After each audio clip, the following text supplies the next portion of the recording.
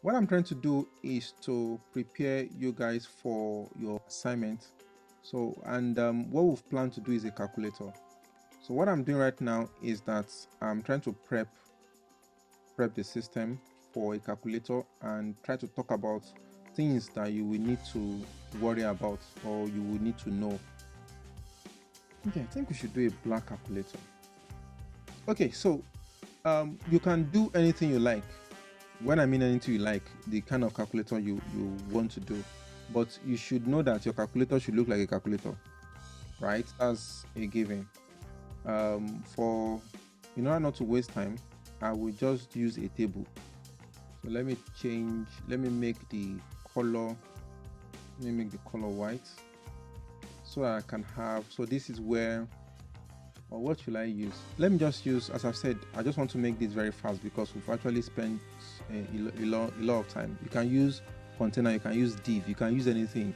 But first of all that you need to do is, whenever you have this design, whenever you want to do something like this, is to have a picture in your head.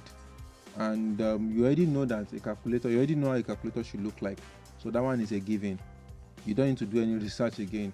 When you bring up your system calculator, it has a way it looks like. To save time, I'm not going to design something fancy, but in my own, I'm going to turn this to a video, not this exact video. I'm going to do a calculator for you guys live after, so it's going to be fancy for my own. But for this one, just for me to get the message out there, I'm just going to do something rough for you guys to look at.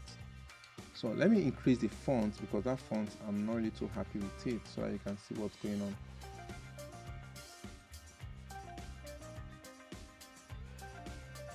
So the next thing I want to do right now is to define the sections. This, as I've said, this is to give you an idea of what is expected of you. So this part is more of like a display area of your calculator, right? That will display what's going on. Then you have where you have your numbers, like your, I'm not in no particular order now, so this can be two in no particular order. As I've said, we have 1 2 3, and I'm doing cospan. So cospan is to merge the row together. So I've merged this table together. Let me make it border so that you will see, you can visualize what I'm doing as well. Border, so you can see that. So this is like a calculator. You can press 1, you can press 2, you can press 3, you get. So that's what I'm trying to depict there. And most of the time you can have maybe multiplication table there, and you can repeat this all over again. And this one now becomes, instead of 3, it becomes 4. Then you can have plus. Like I said, I'm just doing this randomly. There's no time to give it exact look again. So when you guys are doing your own, the intention is that you guys are supposed to do it very well, because this is something you can also brag about, that you do a calculator and things like that, because it's a bragging right if you can pull this off. 7 8 9, right? You can see I'm building a calculator, so I can have minus there. So this is a table, like I said, very easy for you to pull off without thinking too much. And the next thing I wanted to do is so we need to put 0. So you can put space here, you can put 0 here, you can put a dot. In fact, this can be your dot. Why this can be equal sign, and this, what other sign do you have? Do you have divide? I'm not doing it. So this can be a thing. The next thing that you want to do is, because we are saving time, I will not make this thing like a button. I'll just leave it as it is. Note that all of them can receive events. Very important, because all these things we've been doing all this while, we've just been focusing on buttons and things like that. Things like this can also receive events. This TD here, this number 7 here, can receive events. And those are the crucial things I want to highlight, on how to do them and how to program these things to do whatever you want. And I said we're going to make this thing as interactive as possible. Let me do some little styling, text alignment, center. What else do I want to do? I can just put this one to be, so I don't need to say display area again. Just leave it like okay. So it was the saving grace before. So we can just put a fixed width to be 500 pixels. Okay, so you have a project like this, and the idea is that you are supposed to design a calculator. First of all, you've designed, even though the interface, there's a lot of things you can design first. Most of the time, designing the interface is not bad because it gives you an idea of what is expected. But one of the things that you need to first figure out is the operations behind the calculator. How does the calculator work? You need to study it very well. Sit down and study a calculator and see how it works. When I mean study, and I'm going to help you out with it. Even though I will try and see how I can present it to you, because you need to see that calculator at work to be able to understand what I want to pass across. What you have here, I'm sure on Windows you also have the same operation, because that's the way calculator work. Like if you press something, it displays that information there. If you press another thing, so you see all these small things that you are noticing. You have to be able to apply it and make it work in your code. And you have to be able to break down the requirements. When I mean requirements, what is supposed to do?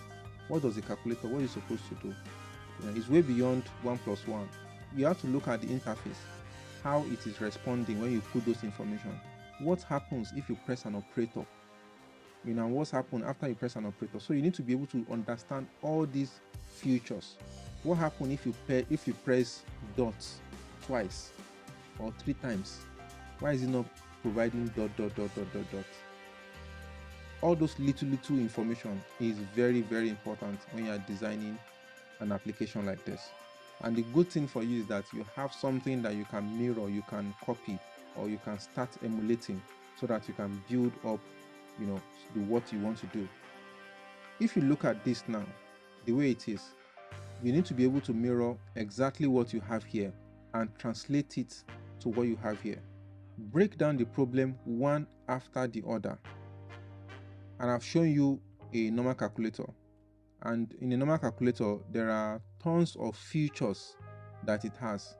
Example of those features is that when you click on one of the numbers, what happens? It shows in the display area. So that's what I was expecting you guys to say. So I'm going to start with that, right? That when you click, I'm going to start off with that note, because I'm going to be asking you guys interactive questions. And the idea is that these are the questions you'll be asking yourself when you are building it yourself. Because you are going to be playing with the real thing, which is the real calculator. And then you're going to be translating those features that you are seeing in the real thing. You're going to be translating it onto your own calculator.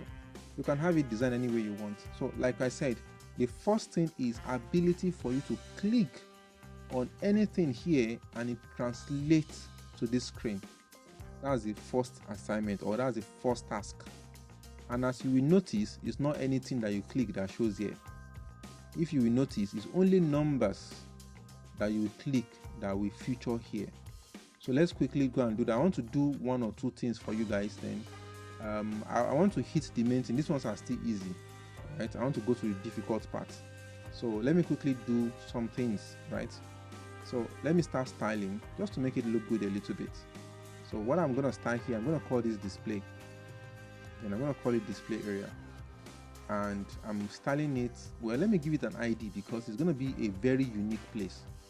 We are going to be doing a lot of things on the display area. Obviously, we are going to be replacing things there, so it's very good that it's called an ID, so that it's something that you can always call when you want to.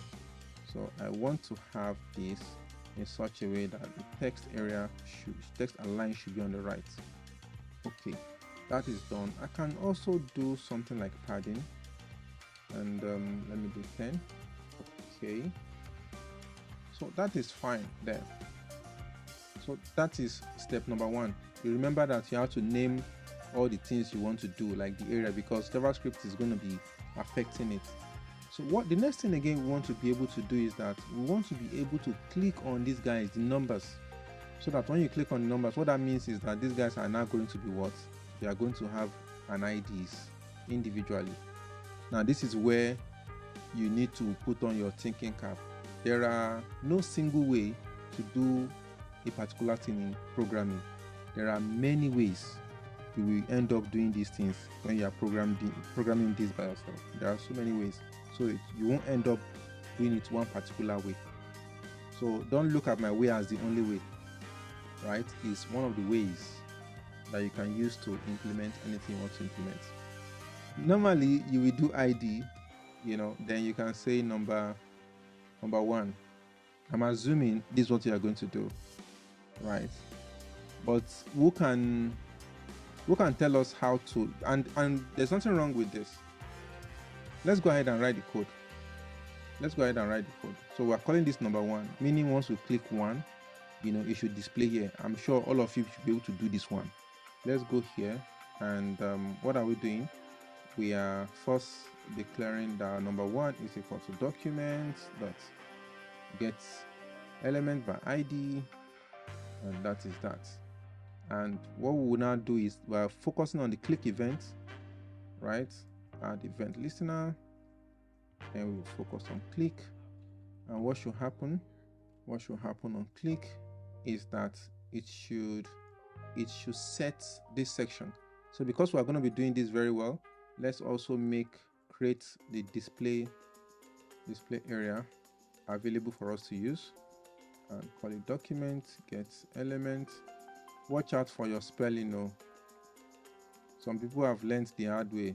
If you did not spell the right thing, your code will not work.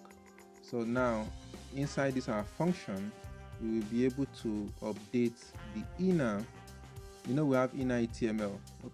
Hope you guys have not forgotten. There's inner HTML and inner text. Yeah, but let's just go ahead with this for now. So I'm supposed to be able to update it to the value that is available. This one. How can you get access to this one? You can get access to this one. This is the one here. You can get access to it here by doing inner HTML of 1. You will get this one, right? That's no brainer. Or you can just type 1, but you get to see what will happen. You can type 1 like that, which is still fine. So let's get to see what's happening. It's not working, obviously. No fret. Let's check what's going on. So you should be confident in whatever you've written. And this one, another thing again, I need to show you how to debug. It's very important. This debugging is, go ahead.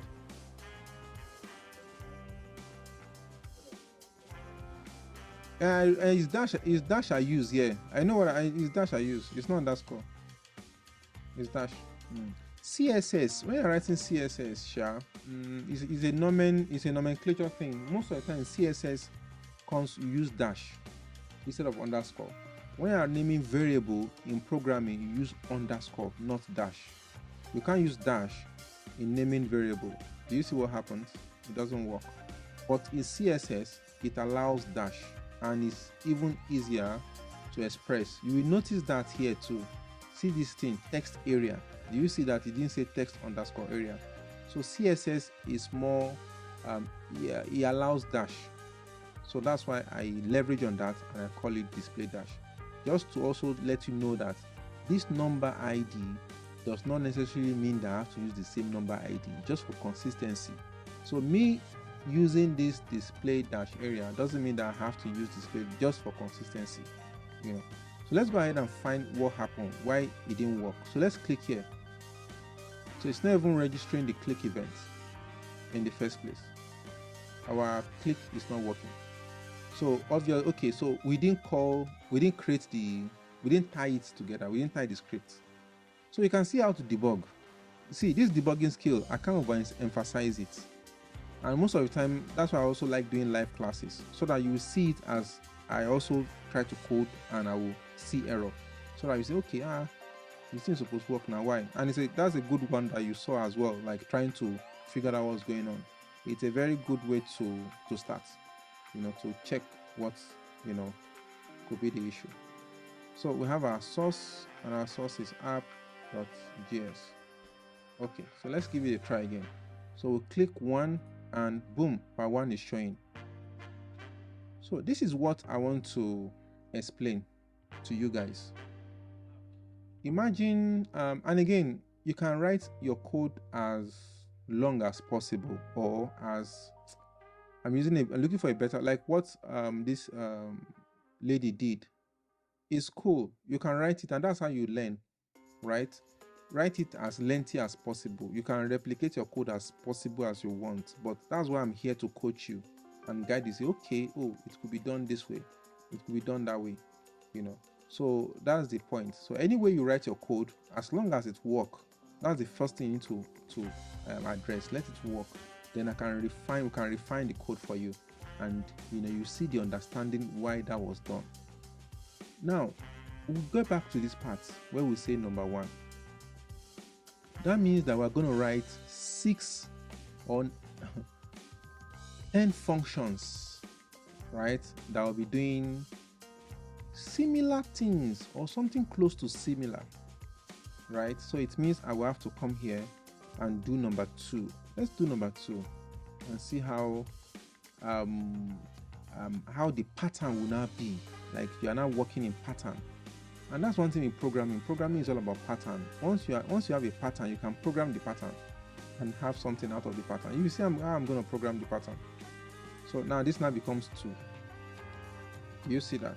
So if I do 1, 2, it's working. Notice that another problem has occurred here. Who can guess what the problem is?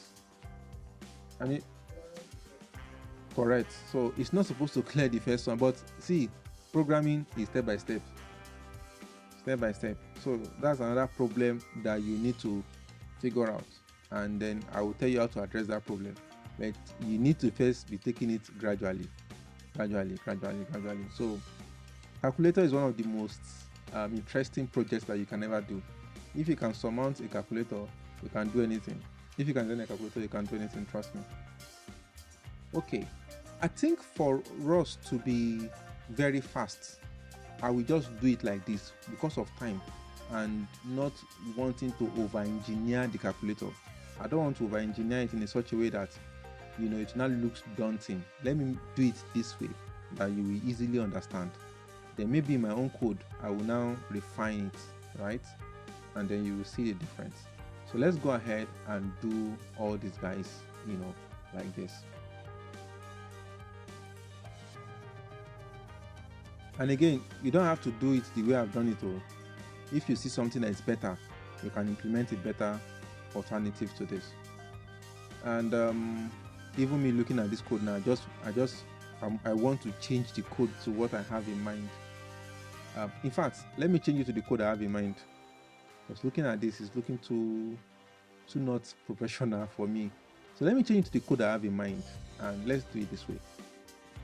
So because you know that you have a pattern, like there's a pattern here going on. You have number 1, number 2, number 3. Go ahead, please. Okay, so as I was saying, let me turn it to something that I want to use. And because there's a pattern in what I've discovered, what I mean by pattern is that there's a 1, there's a 2, there's a 3, and I will end up writing a long code. You saw how that long code is. It means I have to write this thing as well, long like that. So instead of me doing like that, I want to use a generic way of capturing all these numbers. And what can I use to identify that? I can say class, so that I will give all the numbers the same class name. So what I wanted to do, I will give them the same name so that JavaScript will just call them once. So I'm calling this guy, I will just say, so I'll just say number. I don't want to use the word number because number is a let me just say num. What I even put it now? Let me say num, right? I'm calling it num. So I will not call this one num. We've not treat operator yet. This one's an operator. Plus is an operator. I'm focusing on number.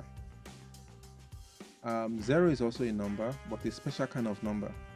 We'll get to that later. Now, this is what I've done. Now, I want it in such a way that anytime I click any element that has a class that is called number, it should put the inner value inside here. Do you see that? That is more easier to do than all this one. Can you picture that now? Let me explain it again. This method, I will write a JavaScript code that will look for all the elements that has number as a class, and then assign the value that it has in its inner HTML to the display area. That's what I want to do now. So how can you get this? Although we've been using get element by ID, get element by ID. Hope you know there's also get elements by class. So that's what we're going to use now. Constant, and we just say nums, and the nums is to get all the numbers, or I can say all number elements. So that you know that you are getting collections of elements, not one, because we want to get all of them. The next function we want to the document function we want to get, or you know that it's only get by ID that gets one. The rest that we did those first time that we did this stuff with you guys, I showed you other ones that were able to get all the tag by name, all the tag by class. I showed you all those things. So this time around is what we want to do, to go and get documents get element by class name. So you can see there, you can get by class name, and you also know that we also have by query selector. We also have query selector, which is we also did that demo for that. So I get for num, and what I can do here is to properly name this. I can just say, now what is, we're removing this one totally. Hope you know that this one is a collection. Can you see the name there? Collection of elements, which is an array. It means you can loop into it and attach events to each one of them. So let me just show you guys so that you see the console on console. And you guys should be using console a lot so that you see what is happening inside what you are doing. So if I come here and then you run, just put a space bar, it will run this. Notice what happened. You see the content of what it is. See how it highlights number 1, then highlights number 2, highlights number 3, highlight number 4, like that. So this code, what you've done here, it went to go and get all the CSS that has the number and put it inside here. Remember, it's an array of collection of HTML elements, and this time around is a TD. So what can you do? You can loop through it and attach the events that you want to attach each of them. So let's loop through it. That's what we want to do, and I'll just use a very simple loop for elements, or you can say number, for num in, I think it's off, that we'll use of number elements. So when I'm getting through, you can even do console log, so that console log. And this method I'm using is for you to be seeing each step of the way what is happening. Do you see that? If I clear that again and I do this, so do you see all the elements? It has dumped all the elements for me. These are all the elements. So it means each of where I am, I can add events directly. So I can do this and say num dot add events.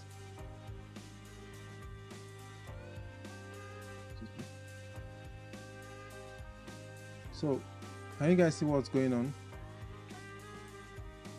So within each of the collection of elements that we have here, you can then use a loop to loop each of them. You know, when we console log this, we saw all the elements, and when we have all the elements, it means we can run an array type of structure like this, such that when we loop through it, we now have access to the individual.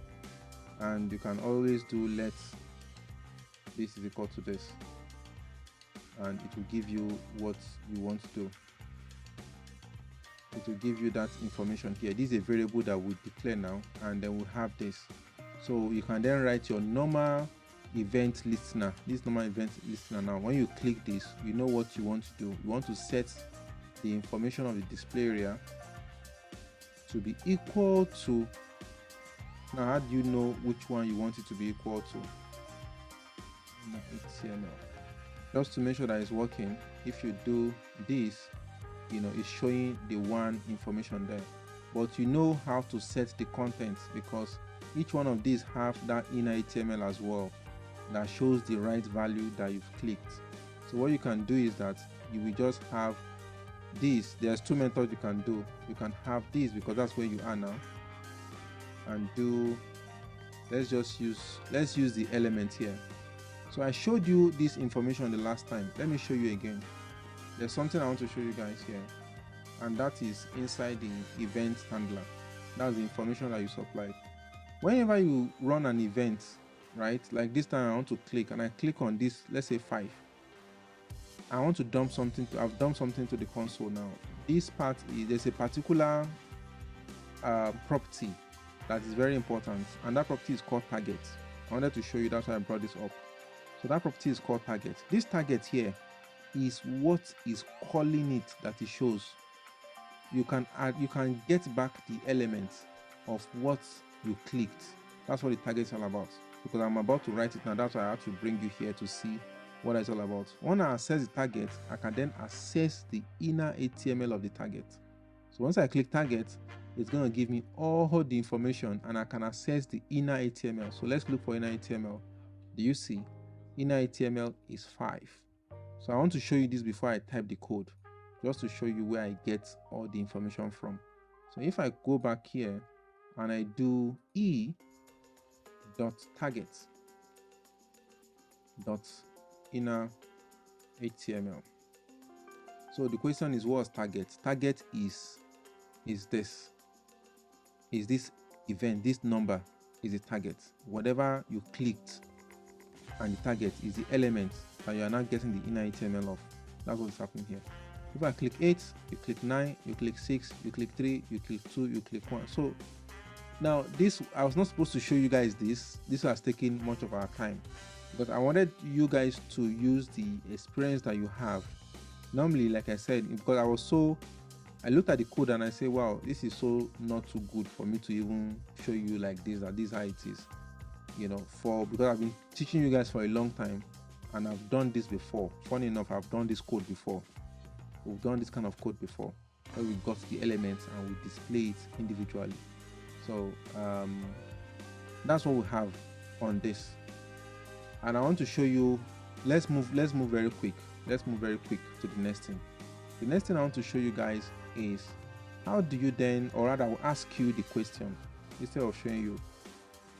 How do you combine what you've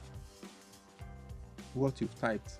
7, 8, 9. How do you combine it here? Random answer, please. 7, 8, 9. How do you put it so that it doesn't clear what you've typed? When you type 1, what happens? Your information is here. When you type 8, what happens? This target overrides whatever is here and clears it away. So how do you make sure that this override does not override? Is by storing whatever you have before and appending it with whatever you have now. I'll repeat that again. So when I have 8 here and I want to press 9, in order not to, for this 8 to go away, I need to capture that 8 and add it with 9. So if what I have is 8 before, meaning what is here is 8. Meaning what is here is 8, right? Before I add the next one, I must make sure that I put 8, plus the new target. This is what I need to do. So before I override 8, I will make sure that I put this information and I concatenate it with the new target. I'm not doing plus. So this plus, there is a way to do string concatenation. This plus might just go and do plus, but you need to do it in such a way that it will not treat it as plus. You should treat it as, a string. We'll get to that. So the solution is to come here. This is our 8 before, and put another value here and put here so that it will be called plus like this. And you can do this in such a way that it will be either after or before. So meaning you can either put this new target first and 8 at the last. So it depends on which one was pressed first. But let's first test the first result. If we do not get what we want, we will alternate it to the next thing. Okay, so let's give it a try. So if you press 1, so you can see the result is working the way we want it to work. The result is working as predicted. So nothing out of the ordinary that we did than just having our current value plus our new value, meaning concatenate it together. This is string concatenation we did here. Nothing special. So somebody said we append. Yeah, very simple. You just append the string that you have. Get the old value and concatenate it with the new one, correct? So that's just it. So we have this, and then that is it. This is one step in the right direction. So let me give you guys the assignment because we've spent too much time on this. And this is very important. Let me document all the things that you guys are supposed to do so that it will help you to know how to navigate yourself here.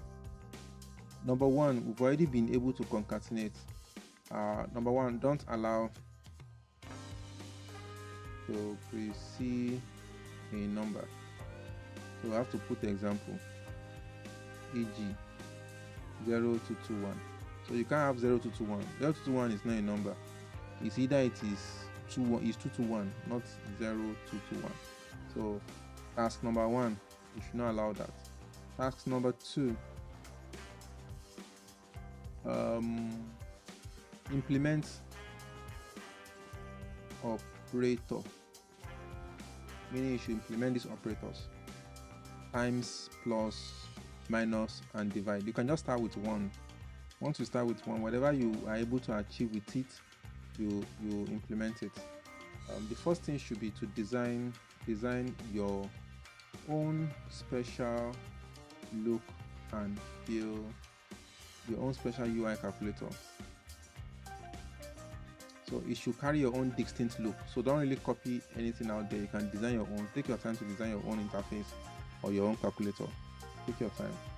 Then implement this. Then number whatever, whenever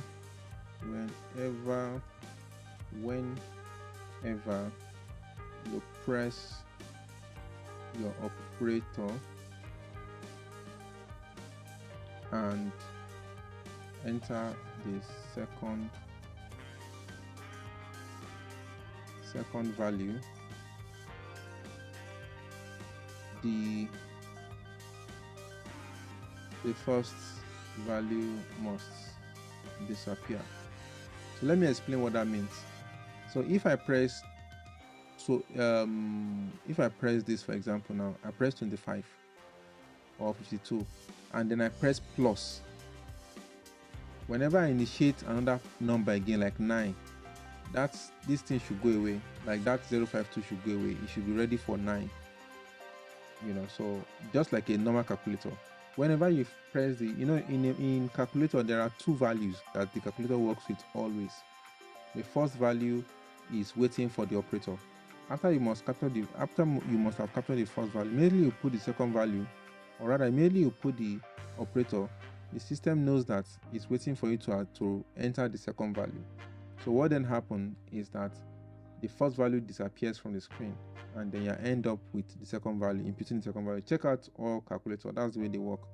It's always accept 2 value at a time. Whenever you put the first value, and then you put your operator, and then you're about to put your second value, the first value disappears. It keeps it in memory, by the way, so that when you press the equal sign, it will now plus the first value plus the second value, and it gives you your result. Thank you for staying to the end. I hope you enjoyed this video. Don't forget to like, share, subscribe, and turn on bell notification in order to be notified when we release new videos. See you in the next one.